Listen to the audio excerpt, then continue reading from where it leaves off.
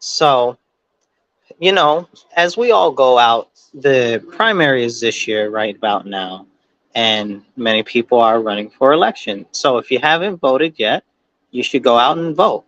It's important. Now, when somebody is elected and they're in office, they're supposed to represent you if they're in your district or your area. For instance, I was just at the coffee shop. I was doing some work, and then my elected representative for my county legislative district walked in looking all weird and looking like she was eyeballing me and stuff. It was weird and kind of uncomfortable, but that's neither here nor there. But I don't care. So I'm finishing up my work, and then I get ready to go out and I go leave, and my hey Joe, I see you there. And my county ledge person is sitting outside at a table with her computer. So my county ledge person is Carolyn Delvechio Hoffman, right? So I live in the 25th district in the city of Rochester in Monroe County. Now, my representative has consistently voted against policies that would support public safety. They have voted against policies that would limit drugs in our community. And as we see in the 25th district, we have a ton of crime, tons of break-ins, tons of house invasions, carjackings out the wazoo, and we just have all of this very serious crime and violence. We've got more overdoses than almost any ledge district in the city.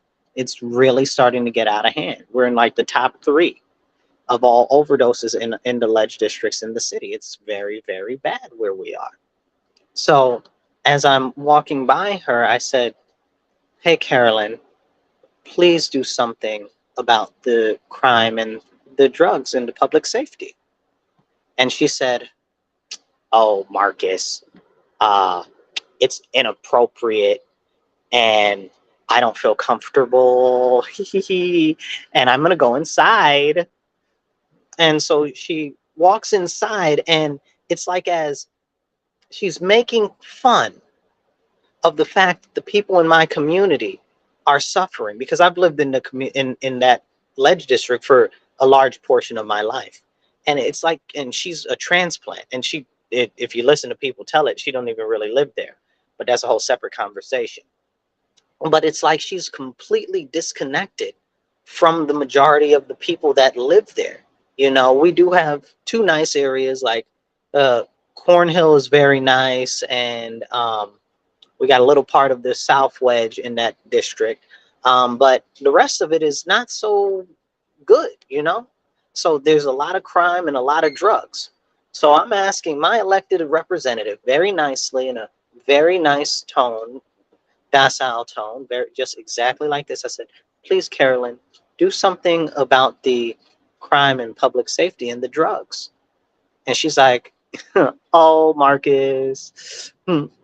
And it's just so frustrating because of the way in which it came off. It was a snotty, sedity, uppity way, if you guys understand. I'm sure many of you do.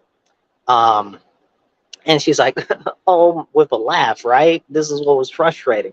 "Yes, Josh, do something now." She's with a laugh. "Oh, Marcus, I don't feel comfortable. I'm going inside."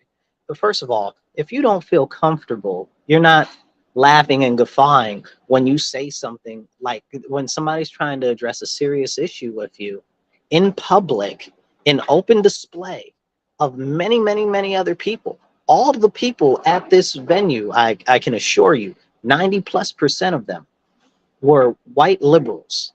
Okay. 90+% of them were white liberals. Okay. I bet you out of those 90 something percent, most of them were far leftists. Okay. And that's a very serious thing, right? Because those are your people. And it was a ton of people there. It's like 30, 40 people there, right? Okay. And we're out in public. And you're talking about you don't feel comfortable with me engaging with you. I've left multiple phone calls on your on your answering machine. And it's not just me that she doesn't return calls to. She doesn't return calls to anybody. And if you guys saw my video from about a month or 2 ago, I did go down to her office to try to schedule a meeting. So this is very, very serious. And it's like she doesn't even care. Like she's laughing it off like it's nothing. Now, I know I've engaged with many of the people in Cornhill, and they're like, oh, it's safe here. I feel like everything is safe. I've lived here however long, and crime isn't a real thing to me, and blah, blah, blah. Forget the rest of the community. I feel safe here. That's understandable, right? Because you as an individual, it's fine for you to feel however you feel wherever you are, but you should acknowledge the way that other people are experiencing life if if you are an elected representative who's elected to serve them, right? Like she's just not Joe off the street. She is an official who is representing me in government. She is an official who is representing my people, my district that I have grown up in, that I have lived almost half my life, and probably a little more than half my life in. You understand what I'm saying? Do you know how offensive that type of an engagement was? And she like laughed. It's like laughing in my face about the crime and the devastation in my community. I want to know how many people she's had to apply Narcan to. Okay? Because in the past 2, 3 years, not even 3 years, past 2 years, I've had to apply it over 7 times in my district. In my district. Like we're not talking outside my district. In my district. Because these drug addicts walk up and down the street and you see more and more of them every single day. The homeless drug addled population in there. They've got like the little Peace Village or whatever they're calling it. That's right by what's that? Broad Street.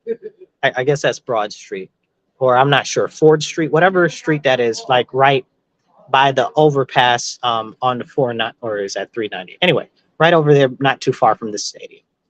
And it's a very serious issue. The crime, businesses up and down the street are moving out in vast numbers. They've been broken into continuously over and over again. You can go down the street, down West Main or any of the side streets over there right now, and you'll see broken glass from car windows on the ground right now. You understand? If you go and you go look at the crime, you'll see, go look at the crime blotter or go look at one of the crime groups on the city. You'll see that large numbers of large amount of the crime that's going on is in our county ledge district in the 25th district. Like just because there's a nice area or whatever the case is, doesn't mean that you neglect everybody else. And that is a very serious problem and a grand offense when you're an elected official. She's up for election right now. There's somebody running against her and they're nowhere to be found. I don't know where they are, if she scared them off or if they paid her off or whatever the case was. But my community is suffering. Our people are suffering. And she votes no on every measure for public safety in the county ledge. She doesn't care about the drug addicts or the drugs in our community. She votes no on everything for services for them. What the heck is going on? And then the sheer audacity. I was aghast. You understand what I'm saying? Like the level of interaction that she just had with me made me horrified. Like I was awestruck by her engagement. How are you going to be like, oh, Marcus. Oh, Marcus, are you serious? Oh, Carolyn, do something about the crime and violence. You know, it's inappropriate. What's inappropriate? For me to redress my grievances with my elected official who I've gone to your office, I've called you multiple times, left multiple voicemails, and you don't return phone calls? And again, it's not just me. It's other people in the community that have reached out to me and be like, hey, she doesn't return my phone calls. I'm like, I know she doesn't return my phone calls either. It's a serious issue. It's very bad when this is the way that an elected official performs. And then they take your life experiences and what you've gone through as if it's some sort of a joke. They broke out my window to try to steal my car, you know what I'm saying? And that put me back because they tried to break in and take my car. So for a while, it limited my mobility and stuff like that and make it difficult for me to get places and things like that and all types of stuff. And, you know, like so many people's cars are being broken into or carjacked. And like that is life or death for some people. I know people who have lost their job because their car has been stolen. Like, are you serious? Like, you think this is a game? You think this is some sort of a joke? You think that because it doesn't affect you, that you're not supposed to look out for the best interests of your community? And then the crazy thing is that she calls herself a socialist, right? So socialists are supposed to be for the greater good or the greater whole, right? So the greater majority of the people in the district that she represents, number wise, predominantly, are working class and in poverty. So you're completely ignoring what their life experience is, what's going on, because you don't care, because you don't really represent those people, but you play pretend. And that's one of my largest issue with these fake socialists, bro, and these fake communists. If you're gonna be communist or you're gonna be socialist, and those are your policies, and that's what you actually truly believe, prove it. You don't care about the community. The crime is running rampant. The majority of the community is concerned for their safety, even though there are enclaves in which they feel that everything is perfectly safe and fine. But this is what you're supposed to take action of and address. You should be able to engage with any of your elected officials outside in public, right? Because they're elected to serve you. It's a weekday, right? So it's a day during the week. This isn't a Saturday or a Sunday. It's a day during the week. You represent me. It's working days. You understand what I'm saying? That's not how things work. Okay, so for you to say and act, react, and interact with me on that level is unacceptable, especially after you haven't returned my calls. Multiple calls. And you guys saw the video where I went down to her office to attempt to get an appointment. And they're like, oh, well, you got to call and leave her a voicemail. She'll never return calls. Never. I left her about 3 or 4 voicemails. It might have been 5. But it's so frustrating, you guys. These are our elected officials, and people that are in the community have to start holding them accountable. People are going to have to start running against these ingrates, right? Like, they don't care about you. They really don't, and their policies show it. But you got to hold them accountable. Once they're elected, you got to engage with them. You got to tell them what's what. Say, hey, this is the issues that I'm experiencing in my community, and you might have to track them down. Okay, you might have to go all dog the bounty hunter and find them. Okay, where they are.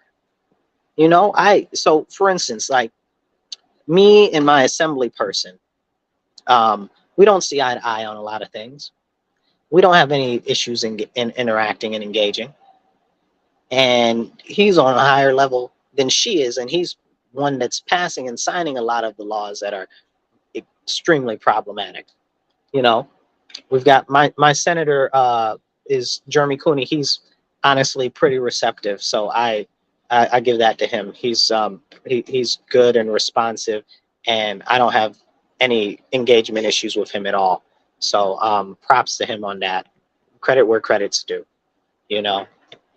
But then I'll engage with other people, like I'll engage with other working family or democratic socialist aligned people or whatever.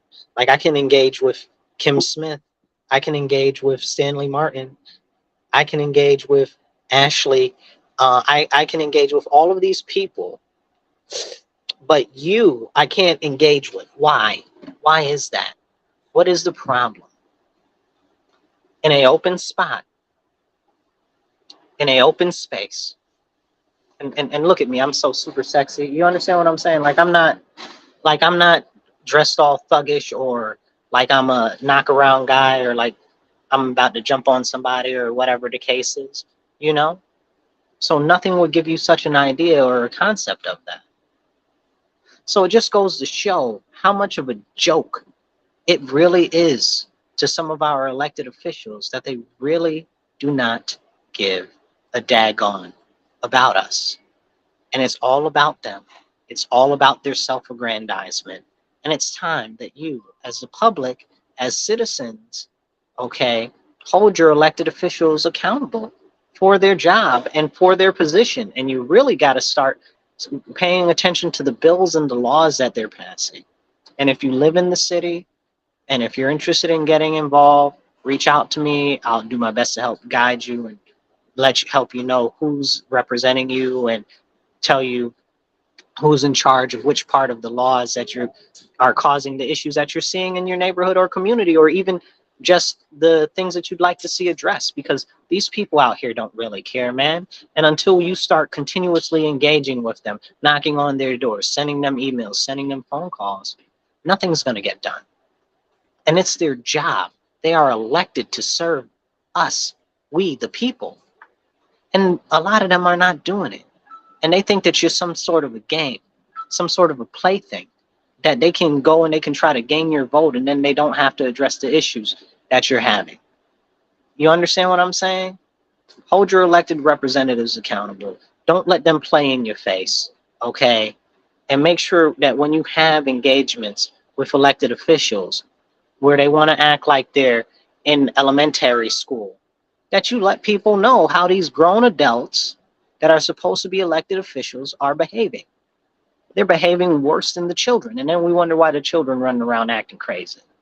And that's all I got for right now, because it's just really like I'm still processing what just happened because it's so baffling.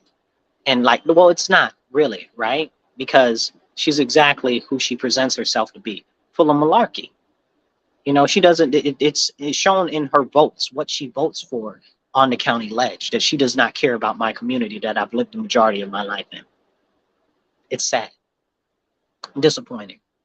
And I really wish that her opponent that is supposed to be running against her wouldn't have disappeared into vaporous air. Okay. Also, shots fired at Dorian Hall, because last year, the year before last, when she was running last time, he was running against her and then really gave up. And I like that dude a lot.